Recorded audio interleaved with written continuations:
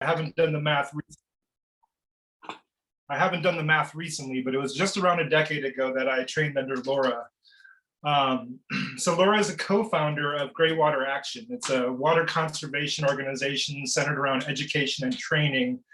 And I believe it started in California, and I think Laura might be tuning in from Oregon, but the project sort of deals in the organization works in the California area, the Northwest, and the Southwest.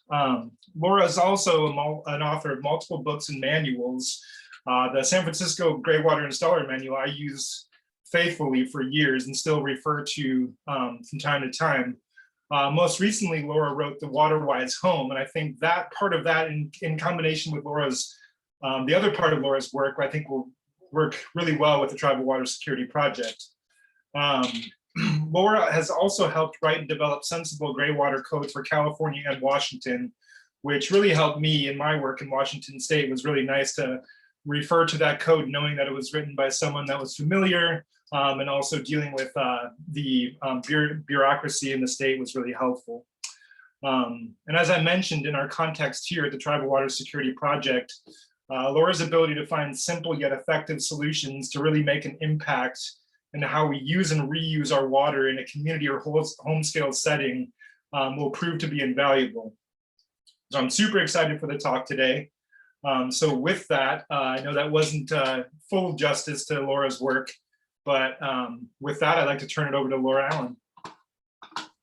Thank you so much, Patrick. That was a very kind introduction, and it's nice to see you and see all of you today. Thanks for having me.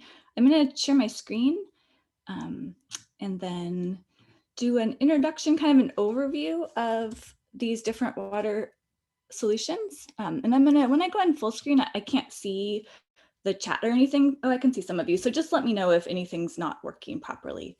Do you see my screen now? Yeah, okay, great. So I started this in my own home, realizing that I'd become really disconnected from my water source. I grew up in a more rural community where the water came from a local well and we shared it among our neighbors, and I went to a septic system, but I moved away to go to college and not realizing that I'd totally been disconnected from where my water came from, where it went. And so after college, that's when I realized this, and my housemates and I figured, we can do this. Can't something be done differently? And so that was in 1999, and it started out with a lot of experimentation, trial and error, just the concept of like, why can't we reuse this water that we have coming to our homes? And it came from very far away. So kind of that's where my background came from, and I never stopped learning and sharing that info. So I'm going to talk about a couple of supplies of water that come through our homes and pass, land on our roof, the rainwater, and also stormwater when it lands on the ground, gray water, the water that we use in the home, and black water, which is all the water together, and then end with waterless toilets. This is a real, brief overview, so I'm happy to talk more, or if anybody is interested in learning more, we could go into depth more, and I'll share resources for future learning. And so something that really is kind of important to me is thinking about our landscapes, and whenever there are shortages, like for example, droughts, I'm mostly working in California and Oregon.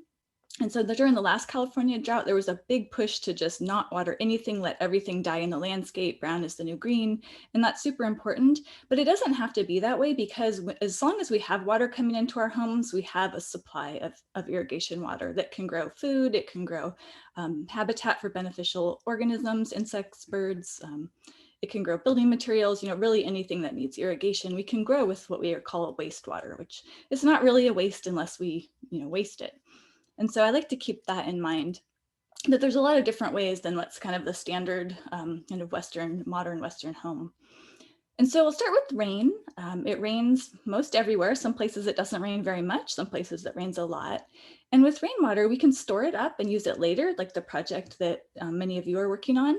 We also can soak it into the ground, and that can sustain native plants or plants growing in a similar climate to wherever you are. That can also prevent a lot of problems that can happen when rainwater rushes off the hardscape that we have in many urban areas.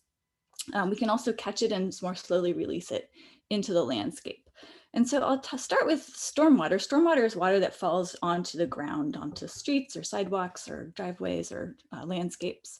And if you look at the quantity of stormwater, it's quite large. Los Angeles County is a pretty arid place. It does get some rain, but not a whole lot.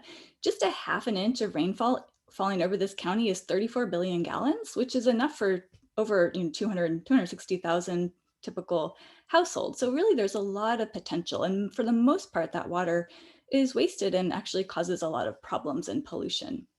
And so we can look at how we can do that differently, how we can stop our rain from picking up herbicides, fertilizer, oil, brake fluid, whatever's on the streets, dog poop, all the stuff. And then it gets washed into our waterways and causes a lot of problems. We can stop that by simply reshaping our landscapes. A rain garden is just a term for designing a portion of your landscape where you remove soil, you dig like a basin, like a bowl-shaped landscape, and plant it with native plants that like to be wet some of the time and can be dry other times, and direct the rainwater into that rain garden. That manages the water, it keeps it on site, it soaks it into the ground, you can grow beautiful plants, and it can turn this problem into a solution. So it can be done on a really small scale, like one rain garden for your house. It can be done for cities, towns. It can happen in many climates. The picture on the upper left is in the Washington state area, so a wetter climate. Those are plants that thrive there. And then the image down below is from Los Angeles area, and those are much drier climate plants. And both of those are examples of rain gardens in different climates. These are just two pictures from coming off the street. So, some of this takes us a little bit out of the home scale and into our city planning scale, but it can be done on the sidewalk strips, and it can be done on your own street or your neighborhood scale.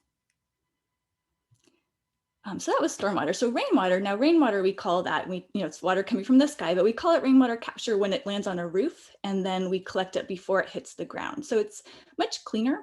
The roofs are not totally clean, so it might need some kind of filtration and screening, but it's relatively a very clean supply of water. It's a big supply of water also. This picture you can see on 1,000 square foot roof, which is a kind of medium to small sized home. You can collect 600 gallons per inch of rain. And so in some communities, there's over 40, over 50 inches of rain per year. Other places it might be like 10, but you can just get a sense of the scale. There's a lot of rainwater collection potential. And it can be collected in small barrels. It can be used for little projects. It can be really large tanks that supply all of the water needs for a home, like a 10,000 gallon tank located kind of farther away. Pipes take the water over there, and then pumps would bring that water back into the home. So there's a big range from those super duper simple to the more like a home system scale. And here's rain barrels. They're popular in schools, homes. It's a great way to get people kind of engaged in managing water and thinking about how we can use water in a more thoughtful and sustainable way. It's also great to do with kids. They love to move water around.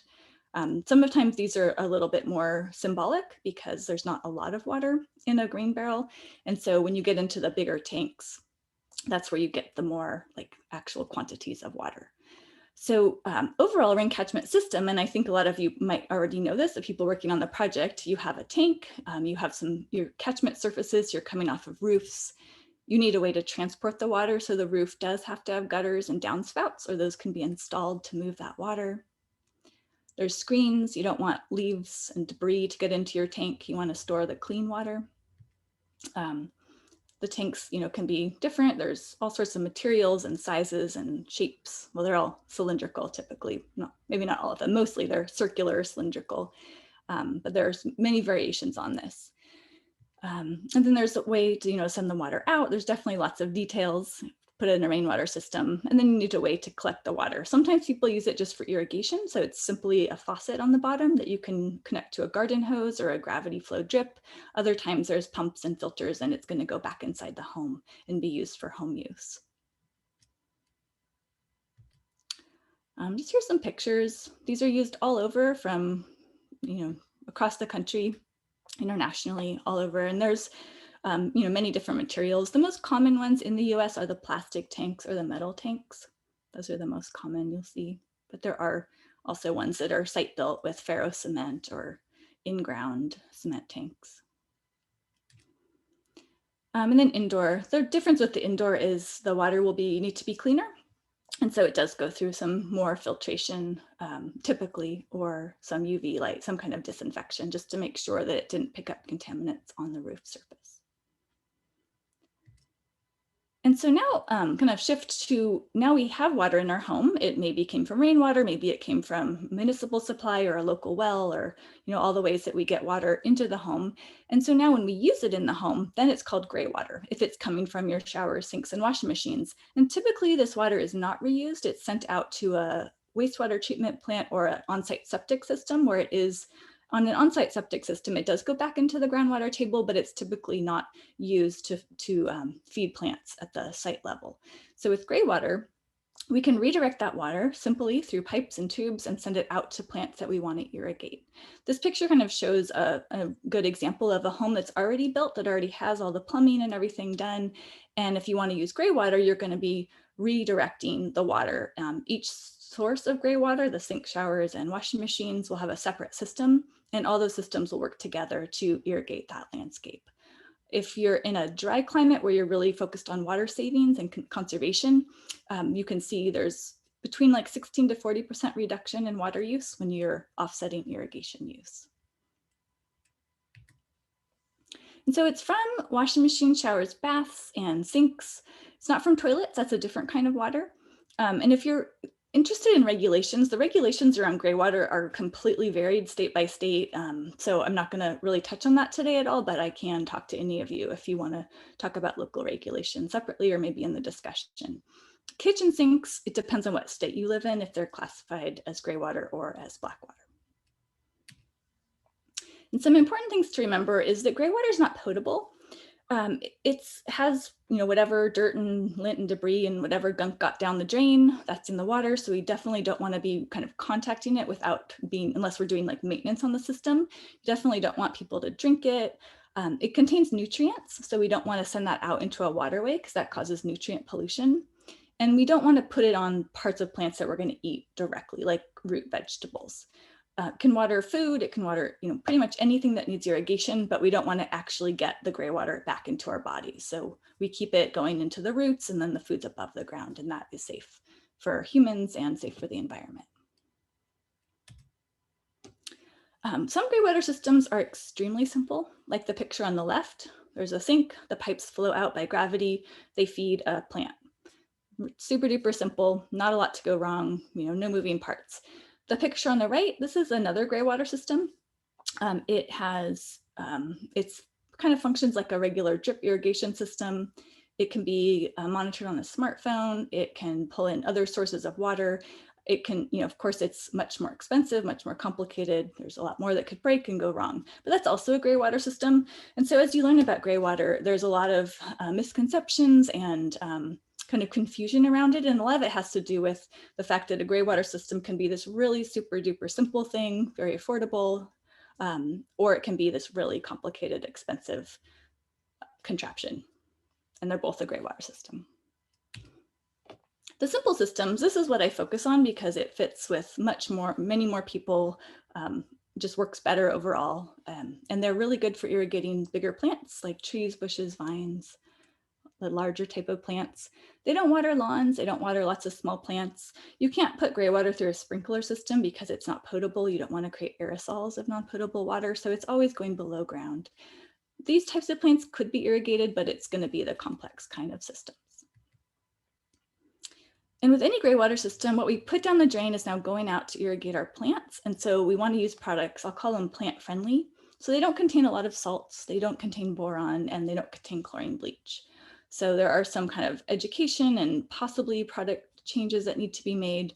And if they can't, like if it's from places where people don't have access to products that are fitting this description, or if it's from like a multifamily situation where a lot of people are using it, then you would just choose plants that can handle the quality of water that's going out. So it doesn't mean it can't be used, but if it is just your home and your gray water and you can control what goes down the drain, if you choose products that are plant friendly, you can water anything that wants to be irrigated.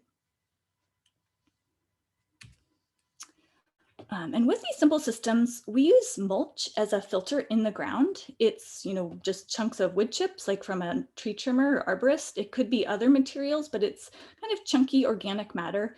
And that filters the water as it's going in through, some of the gray water is going through the wood chips and is going into the soil. Gray water will clog soil. So if you put it directly on the soil, it will clog the air gaps in the soil, and then you'll get puddles of gray water and it won't sink down. So you need to have some kind of filtration. This is really the best filter. It's in many places a waste product. Again, you could use like straw or leaves, or there are other options. Wood chips really are good, kind of available in many places, and they last a long time. So that's the example that I'll show as the mulch, but it doesn't have to be wood chips. So they're filtering the water. They're also building organic matter. They're acting like a sponge. They can soak up the gray water, let it sink down more slowly. And with a simple gray water system, we dig a mulch basin, we remove some soil, fill it with wood chips, and that's where the gray water soaks through. And if the home has currently has either a sewer or septic, you want to have a diverter valve that allows you to redirect the water in case you need to maintain your system, or if there's something going in the water that shouldn't go out to your plants, you can easily redirect the water. And I'll just show a couple of examples. This one's from the washing machine. It goes out and waters plants through, similar to an irrigation system, but everything's kind of bigger. Here's some pictures. There's a diverter valve by the washing machine. The picture on the right is showing a construction picture going out to feed these new fruit trees. Here's some finished examples. So fruit trees, perennials, these are kind of classic gray water plants that do really well with these simple systems. And it's all below ground irrigating. With other gray water systems, you have to change the plumbing. So you have to be able to get into the plumbing of the home. If you have, again, sewer or septic, you put in a diverter valve so you can control the flow. And then you send it out. There can be these simple gravity systems where it flows out by gravity, is divided up passively and goes to different plants and waters them. Here's a picture of a system getting installed. Here's a picture of kind of being installed and then finished. So again, it's just all flowing out through pipes by gravity and feeding the pipes below ground. Sometimes you can't use gravity, so you have to pump gray water. There's definitely options for pumping it. There are, again, these more complicated systems. So if you have a larger project, like getting out of the single family home, there are systems that can filter the water, automatically clean the filter, and then irrigate kind of any type of landscape. And I just want to end the gray water with an example of a place that's called Evergreen Lodge. This is in Yosemite. And they have a really great merge of really simple low-tech systems from their cabins to also having a more commercial example. They have they have a commercial laundry and staff dorms. And so they're using the simple gravity flow systems from their cabins. They're also using the pumped and filter systems when they have the higher flows. So they're showing how these different kinds of solutions can work together and picking kind of the right system for the right context. And they're recycling 1.8 million gallons per year. So now we'll move out of gray water. And if sites have a septic system, so in a septic system, all the water, the shower, sink, washing machines, and the toilet water all goes together. It goes into a system that has like a big tank buried underground and then a leach field. And in the leach field, the water soaks away. With these, there are systems that can actually take that septic water and clean it so it's clean enough for irrigation, and then send it out through subsurface drip irrigation to water plants. And I pretty much work with, well, these systems are a little bit more complicated, and you're dealing with water that could contain pathogens, germs, because it has the toilet connected to it. So it's definitely needs to be done right to be safe. And some states allow it, like in New Mexico, you can have these systems where you can clean the water, send it for irrigation. And this is a picture showing a site where a big section of the landscape is being irrigated by the cleaned wastewater from the home. Other states don't allow it, so it's not really a do-it-yourself type project. So these aren't really used if they aren't allowed by local regulations. So if you're in a place that allows them, this can be a great option. It can be potentially lower cost to have more water recycled if you already have a septic system, because they can be adapted to fit with an existing septic. And we'll end with toilets. So like many states, like where I've worked, they don't allow the black water reuse on site. So I've done a lot with waterless toilets because we don't actually need water for sanitation. Most of my ancestors come from Western Europe, and so I like to start with this example. It's called the earthen closet, and it was developed in England by a reverend who was tired of, or not tired, he was horrified about burying so many of his congregation because they were dying of illnesses caused by putting poop into the water and then contaminating wells and rivers. And so he developed this earthen closet, which is just a composting toilet. This is just nature composting organic material, but he did it in a way that fit into the living situation of people at that time. So it's just a bucket. He added sifted soil on top of the material, and then he'd bury it. And then he'd use that material to grow food and discovered, wow, it's a great fertilizer, which people all over the world have known about for a long time. And it's still true. So a waterless toilet or a composting toilet, this is just a way to take, it's like a toilet. So you pee and poo, toilet paper goes into it. And instead of flushing it away with water, it goes into some type of collection chamber. It could be below the toilet, so a larger manufactured system where it's vented, bad smells go out, material goes down, you add some kind of cover like sawdust or wood shaving, something to cover the material and let it compost. It doesn't take any water, or it can take a very little amount of water. There are some toilets that are called foam flush, so they do flush with a little bit of foam, and then that composts in the chamber. You can collect the nutrients, you get compost in the end, and you don't have to have the more harder to manage on a home scale type of water, the black water.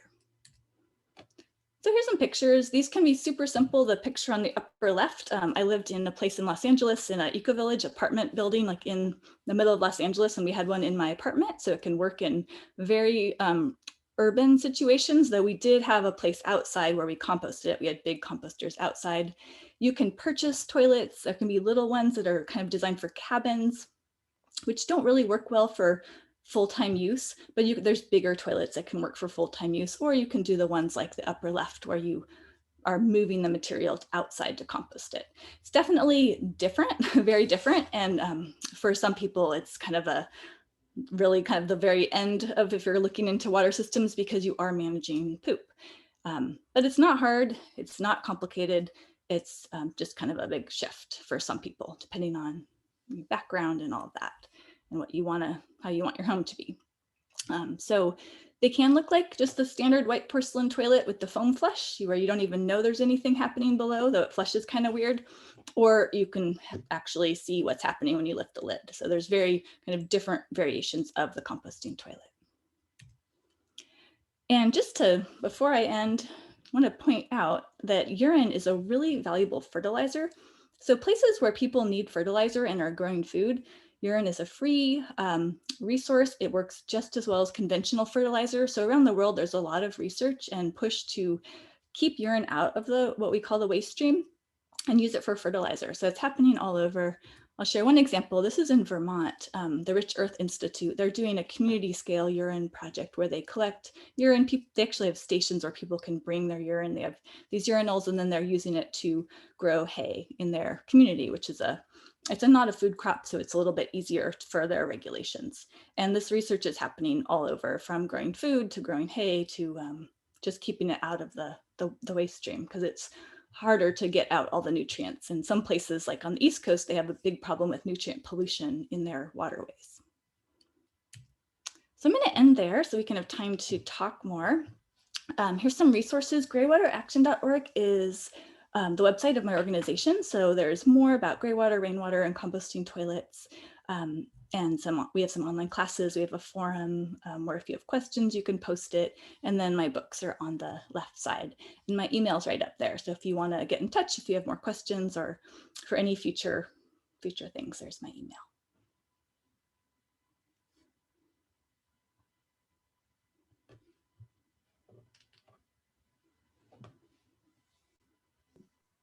Awesome. It took me a moment to find that unmute button, so sorry about that. Laura, thank you so much for sharing this information and this knowledge with us. And I want to first pause to see if there's anything in the chat that we need to address.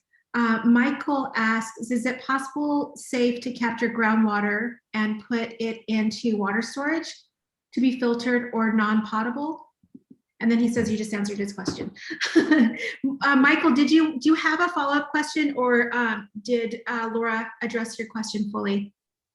I guess yeah, thank you. And thank you so much for the presentation, Laura. It's a great learning experience. And my question was centered around, a flooding, basically like groundwater that's maybe impeding the house or, a structure, and a way to address it rather than just piping it out to this storm drain. Whether a way to reutilize that water. And I was thinking, is it possible to put that into a container and to use it later in the not raining season?